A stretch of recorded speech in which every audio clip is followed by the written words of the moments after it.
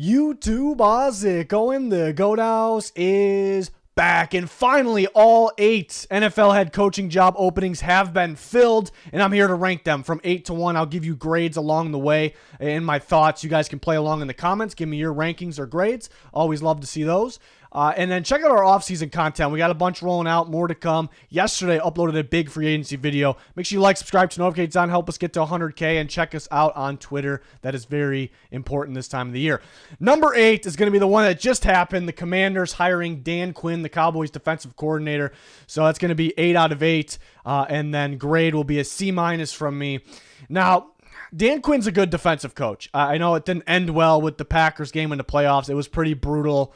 Maybe it got a little predictable. The run defense was not there, obviously. A lot of man coverage in his defense, which means there could be a little bit of a change coming to the Commanders. You know, they ran a lot of cover 4 when they were in man, a lot of split safety looks. So it's going to look a little different, and he's going to have the opportunity to pick his pass rushers, we'll say. He's already got some good players in place in the interior.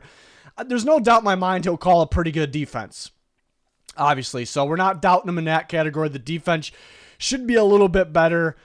Where is Dan Quinn? Number 1, where is Dan Quinn going to get the Commanders? And number 2, does he go along with where this franchise is currently at, like where they need to get to? That's kind of where my doubts are, maybe why it's at the bottom here. Because this feels like it needs to be some sort of rebuild. You can't go start all the way down at square one because you have good players.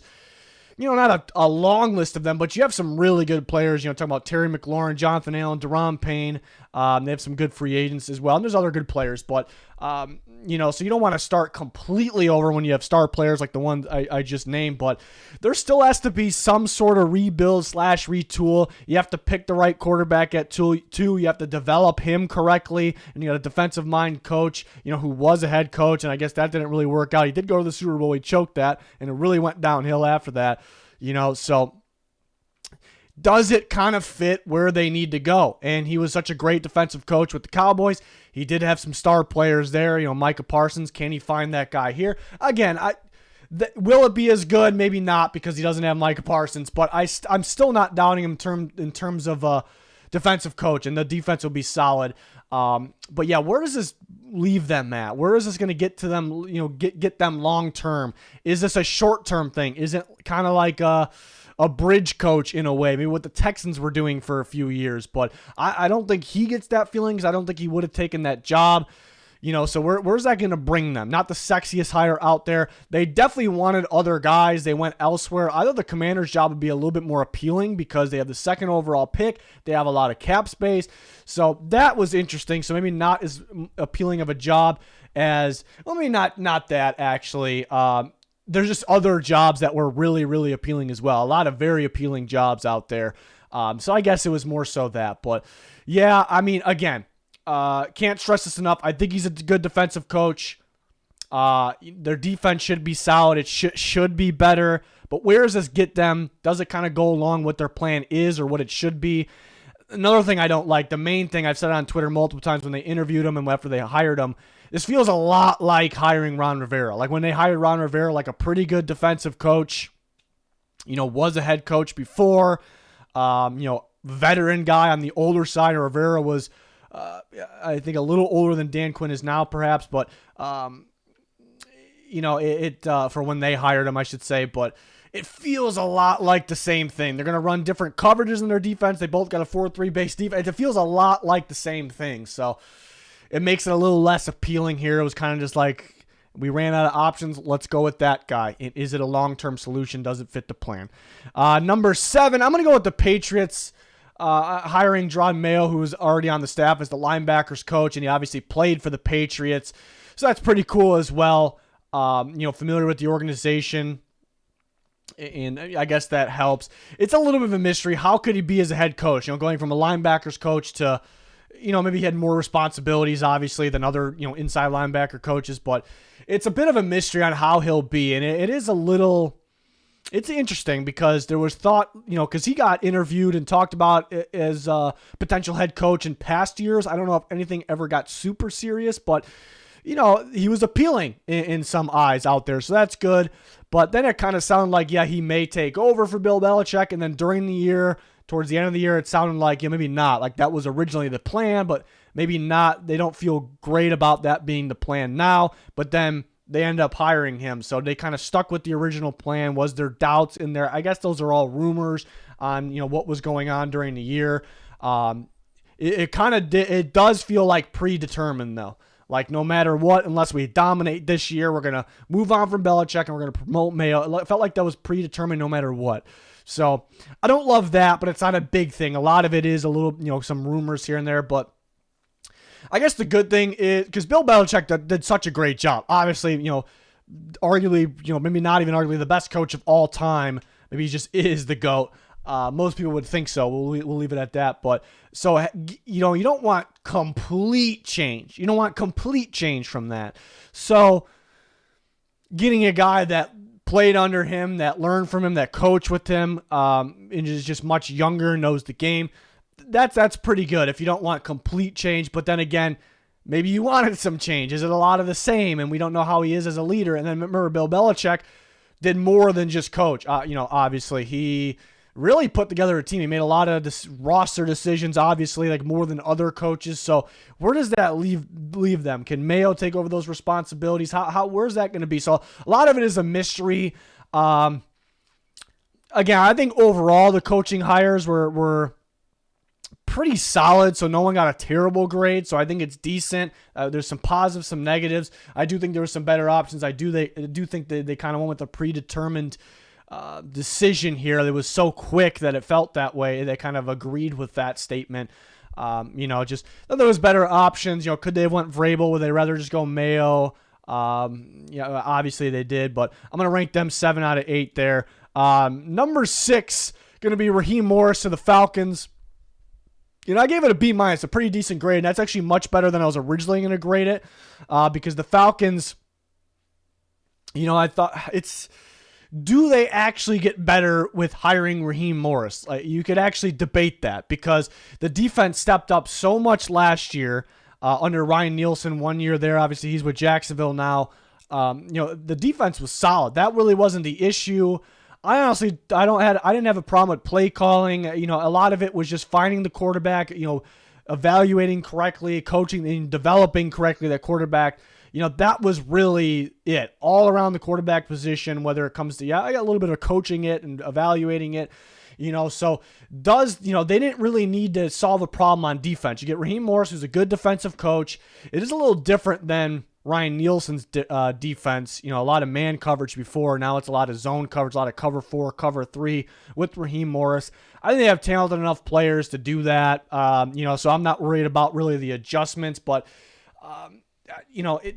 their defense is going to remain good with a defensive coach. Does that really solve anything? So that was my, that was my original issue, with it. Like, do they actually get better with this move? And you can kind of debate. The main debate would be like they stay around the same. So I would originally probably grade them in the C range, but growing on me a little more for multiple reasons. I mean, he is a good defensive coach. They got good playmakers there. The Rams, besides the playoff game and in a couple games, they were actually better than expected on defense this year because they kind of gutted that roster besides Aaron Donald, especially on the defensive side, with a lot of young guys, a lot of rookies, and he developed them. He coached them very well. They played better than expected. Minus, the playoff game against the Lions. It's a different story, though. Different level of the season. So that's good. The defense is going to be good. It's going to be good. And I do like the staff he kind of brings in on the offensive side, that Rams tree, learning under McVay, bringing in Zach Robinson. So maybe they'll be able to identify. I mean, they know what winning looks like, too. Raheem Morris and company, they know what winning looks like. So they may be able to identify the quarterback of the future, and he'll have that defense playing. He knows how to identify talent on defense. So I do like the staff that he brings along with him. I think it's going to be a good team this year, I guess, depending on the quarterback, the Falcons here. But, so it's growing on me a little bit more. It's not the most appealing hire at first. It was like, what's the point? Does this get them anywhere? They didn't need help on defense. But again, growing on me a little bit. A lot of pretty good coaching hires, so 6 out of 8 could be a little misleading. I think it's a decent hire. The Falcons, I'm hoping they can be better than they were last year because they have the roster, the talent to do so. It's just solving that quarterback position and maybe a pass rusher in there. Number 5 is going to be Antonio Pierce. Yeah, the tough one to rank because this is kind of what the Raiders needed to do. It's what they needed to do, but is it the most appealing hire of all time? No. But I felt like they wanted Harbaugh, and then they got the sense that, Harbaugh was, either going to be Chargers or back to Michigan. There was some talk about the Bears. He would like to go to the Bears, but those were all rumors. But it did really feel like, Chargers or Michigan to me. So I do think the Raiders could have had interest in him, but they kind of got the feeling, and they're like, we got our guy here. He did a good job in the second half of the year. We got to go get him. And the Raiders, if they played like that all year, they may have made the playoffs. They were tough. Like, even when they lost, they played you tough. Look what they did to the Chiefs at the end of the year. So they were well prepared, well motivated, ready to play, ready to go to war for this guy, Antonio Pierce. So that's kind of why you had to keep him. And we know he's a good leader of men. We know he's a good motivator. We know he's the big thing here, and why I almost ranked it better than this, even though I think it's a good rank because there's a lot of good coaching hires here. But a big thing is I think he's a guy that players want to play for, especially what went on this year. So that could actually bring more talented players into Vegas. And when you say it that way, that seems pretty big. Again, there's still, sometimes the guy that takes over after a guy gets fired, it lights a fire underneath the players and it gets them going. And then if they stay aboard, it kind of goes south a little bit. It's maybe why the Raiders didn't roll with it with Bisaccia last time.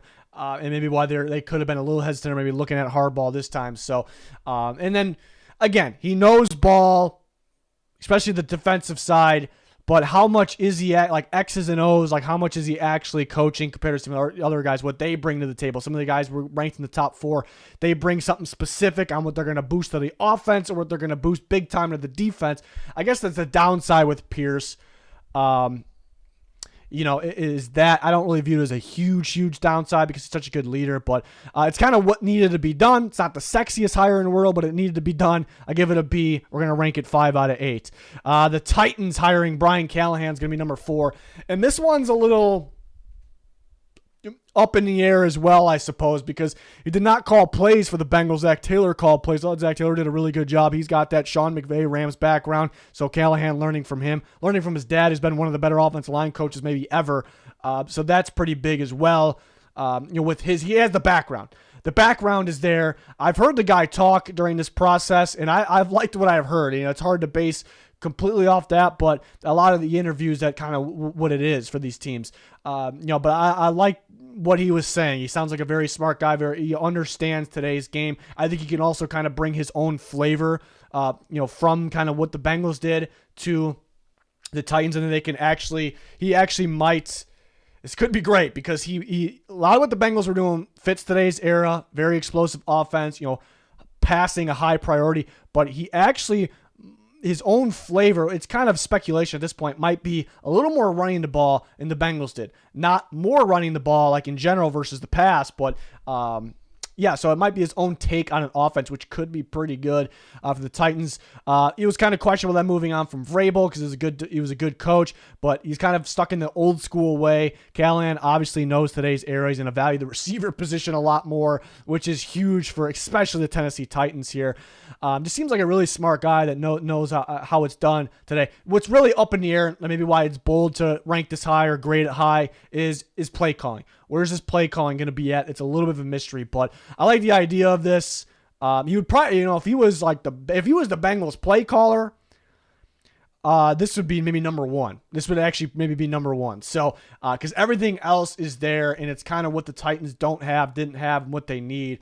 And I think it's really good for Will Levis and his growth and his development, his upside. So this is one. Yeah, it's one like. My gut's telling me it's really, really good, but a lot of mystery kind of keeps it from being top 3, but I do give it a B+. So there was some talk about the Titans going completely different directions than it would have been. Like for a bit there, I thought they were going to go with like an Aaron Glenn. And nothing against Aaron Glenn, but going from Vrabel to Aaron Glenn would have been very questionable. I would have probably ranked that 8 out of 8 just because how questionable it is. It's like you're the same, but you're almost getting worse. At the same time. So I'm glad they went in the right direction, even though it could be questionable of them moving on from Vrabel. On to the top 3, I'm going to go with Jim Harbaugh at number 3. I'm going to give it an A-. This one's interesting because obviously, at first glance, you get a legendary coach, from the NFL level and in the college level. We know this guy knows ball. We know this guy is he's going to put a team together and they're going to fight. They're going to be competitive. Up in the air if they win a Super Bowl, that, you have a quarterback that might be capable, but that's definitely up in the air. So you get a big-time coach that when they hire Jim Harbaugh, it's like you are instantly better. You are instantly better. So that, alone makes you want to go A+, rank it number 1. Now, I think highly of this because I got it at 3 with a lot of good coaching hires, and it's actually a tie with the grade between number 2 and number 3, and I gave it an A-. So obviously I think highly of it, but maybe there are some downsides. An old school type of guy, the league is changing. That's a small part. The biggest thing here is where the Chargers are at in terms of where they're at with the offseason and where, how they need to approach things, and then where Harbaugh is at. Harbaugh, a guy that's not going to have an insane amount of years remaining. He wants to win. He wants to win right now, and that's good for the Chargers because they have a really good quarterback, and but where they're at with financially, their roster, who their star players on their roster, what do their contracts look like? They almost need to take a step back for a second. It's tough. It's really tough to do, but tough decisions with contracts again on those aging veteran players, and they're in a hole with the cap space. They almost need to take a step back for a year, and that might cause it to be a 2 or 3 year thing. It kind of goes quicker in today's NFL. But Harbaugh, I think, it's me predicting kind of, but I think Harbaugh's on the complete other side of that. He wants to get in there and he wants to win right now, and that's it. That's final. He's not used to losing. And I think if they kind of keep the band together and they don't spend much in free agency under Harbaugh, I think they'll be good. Maybe they make the playoffs. I mean, how far will they really get though? They do need help. They need help in several spots, and they have some free agents as well. And again, they have aging guys. Canales still plays at a very high level. Khalil Mack, but how much longer these guys got? They're very expensive cap hits. So I think to almost make it better in the long run, I don't think basically what I'm saying, I don't think you can be in a Super Bowl or bust mode, and Harbaugh possibly could put them in that category, and that I do worry about that a little bit. So that. And it's kind of just speculation at this point, but that makes it take a hit. Otherwise, it'd probably be an A+, number 1 hire. So there is a negative in there, and we kind of got to wait and see. But it's wait and see for all these, not just the Chargers hire, But again, he makes them better. Perfect guy for Justin Herbert. He's a winner.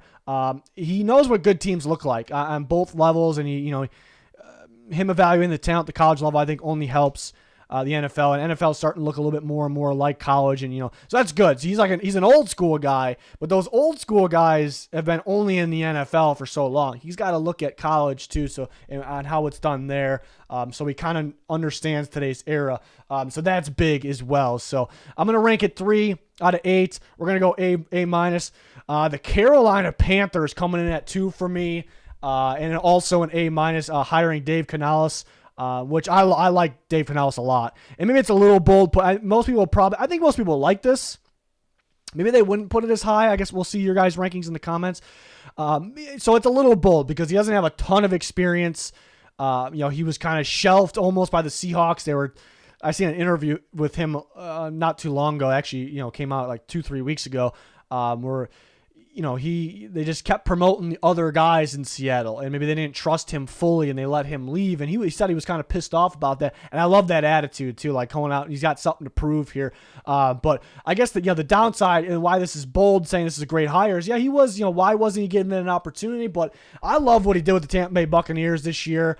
I love the play calling. I love, he's one of those young offensive minds. He understands today's era, but again, not a lot of experience, but he had good time with Seattle. He understands what good football looks like. He understands what good football players look like. He understands how to build it. He goes to Tampa. That team is supposed to be pretty bad. It's good. It makes it to the divisional round of the playoffs. They put up a pretty decent fight with the Lions. And, most of the game it felt like the Lions were going to win, but that's a pretty good team they put up a fight with. And my big takeaway from that game was And I thought the offense was called much better than how many points they scored. We'll get that out of the way too. But they were unpredictable. Like what the Lions do best on defense, they stop the run, and the Bucs were able to run the ball very effectively in that game. And I thought that was due to just being unpredictable. That's like my favorite thing when it comes to play calls. Like you have to be unpredictable, and just not knowing when they're going to run or pass, keep the defense on your toes. So I think he proved himself completely with that game. But he did all year too. I mean, just helping Baker, Rashad White looked really solid this year, getting the most out of his talented receivers. The offensive line played much better than I thought it would. I thought it'd be a bottom 5 offensive line. It wasn't great, but it was much better than that. And you got the Panthers. I mean, it's perfect. I was worried the Panthers were going to get stuck with somebody they didn't really deep down didn't want. I think they got somebody.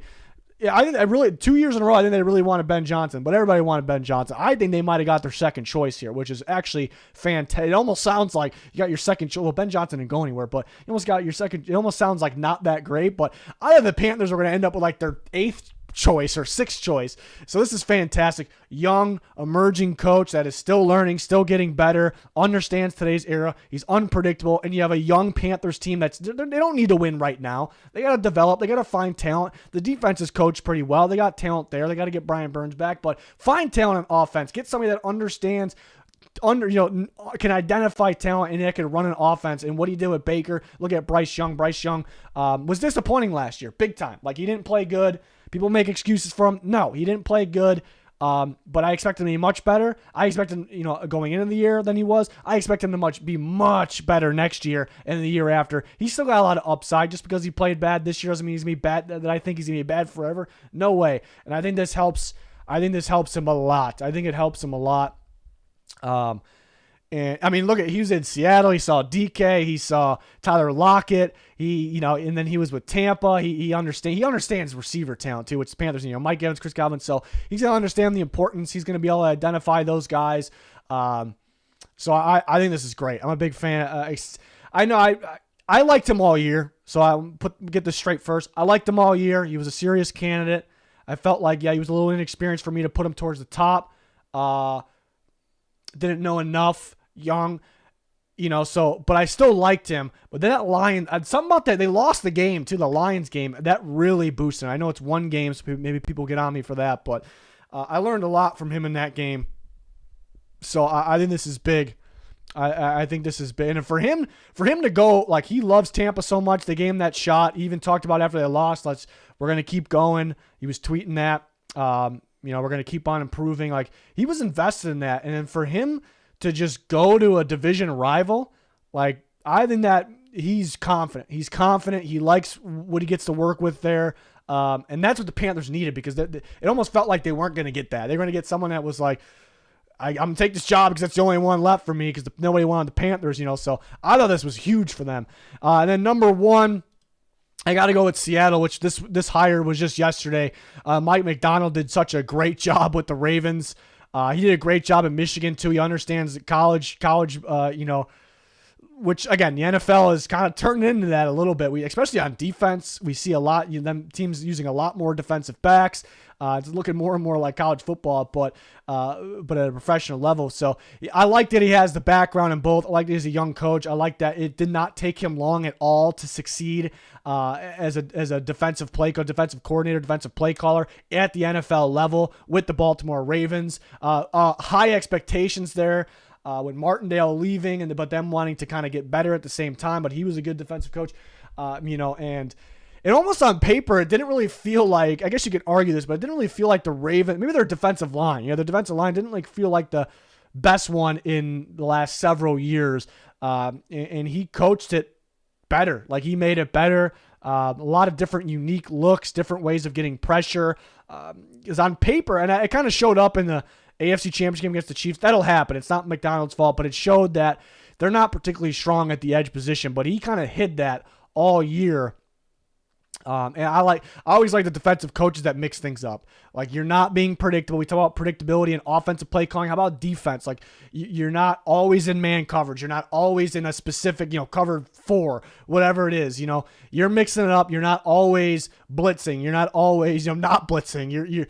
you're mixing things up. You got different personnel out there, and I always love those defensive coaches. Those guys show up a little bit more in the playoffs. I think Mike McDonald is one of those guys, and I love that he has the background that he has, and I love that he succeeded right away with the Ravens. And they've dealt with injuries too. I mean, they weren't really. I mean, look what they were dealing with at corner. Marlon Humphrey's not the same as what he used to be, and he was injured all year.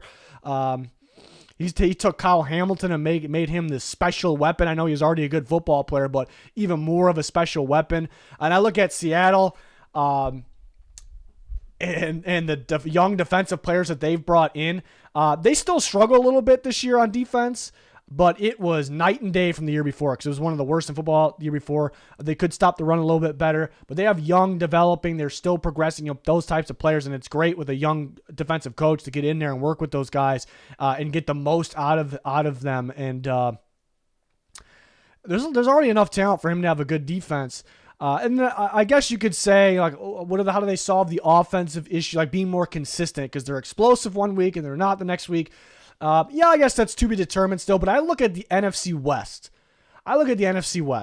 And I look at the Rams. That's a McVay team. That's Stafford, Cooper Kupp, Puka Nacua, led by Sean McVay. It's an explosive offense. I look at the 49ers. They're usually good on both sides of the ball. They're more of an offensive team this year. They'll hammer the Seahawks on the ground and through the air. I look at the Cardinals. I know they have a defensive coach, and their identity is to be determined, but Kyler Murray is their identity, and they're going to build around him. When you think of that, you think of Gannon's word, you think of fireworks, on offense when you think about the Cardinals. So explosiveness on the offensive side of the ball in the NFC West. Bring in one of the league's best defensive minds. It's pretty similar to DeMeco Ryans' hire for the Houston Texans to kind of compete with that, because the reason they've been losing to those teams is those teams are just more explosive on offense, and I should say too explosive for their defense. And now at the same time, you have these young defensive players that are up and coming, and they got special talent if they are coached properly. And they had a huge signing in the offseason, Draymond Jones, who was disappointing this year, but that talent, and he's still young, that talent is in there. I think he's going to thrive under Mike McDonald too. So this is great to kind of match up against your rivals in the NFC West. So I thought he was. I looked at Ben Johnson being the top guy, and then probably McDonald after him. But in terms of the names, yeah, Jim Harbaugh was up there. But again, we talked about that, why it's ranked third, but I still think very highly of it. But I like these young guys that are also proven, and they bring kind of a new flavor to today's era. It's great. So I like this for Seattle a lot. I like a lot of these. I mean, some of them are even growing on me. I thought about giving Dan Quinn a worse grade just because it's like, man, they're probably like, all right, the main thing with Dan Quinn is, does it match like where they should be, like what their plan should be or what it is? Are they going to be looking for a new coach very soon? It's a very similar hire to Ron Rivera, so that's kind of where I was at with that one. But we could talk about the offense and defensive coordinator additions too. There's still more to be done, but I can rank those real quick in videos if people are interested in that. We'll see how popular this one ends up being, but always talking to you guys on Twitter if you want to reach me there we could discuss things here. But in the comments, I like to see you guys debate your rankings, your grades. It's always cool to see. We have a bunch of offseason content along with the playoff Super Bowl content on the channel. Definitely more to come, so our Super Bowl picks to come. But join us. We got everything NFL. Senior Bowl this weekend. We have big video after that and an updated mock draft. So like, subscribe to notifications on. Help us get to 100K. That'd be much, much appreciated. We're right there. Appreciate you guys very, very much. Very important. Check us out on Twitter. That's going to do it. Thanks for watching. Goodbye.